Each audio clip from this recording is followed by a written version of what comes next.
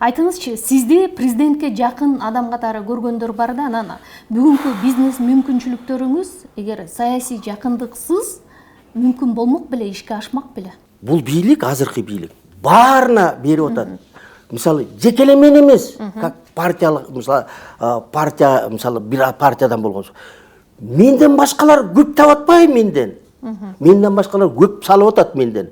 Мен мына ушу 12 жыл Алмаз Шаршенович мага жумуш берген жок, мисалычы. Мен ошол 12 жыл иштебегенимди мына бүгүн иштеп атам.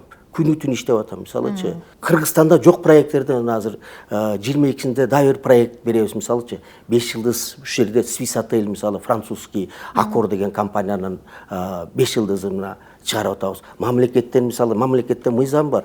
Эгерде 5 жылдыздык гостиница отель салсаң, сага налогтон бошойсуң. Мен налогты да сураган жокмун, бошоткон. Мен баягы илгери айтчу эле, атам айтты, эмне качып кеткен жоксуң деп.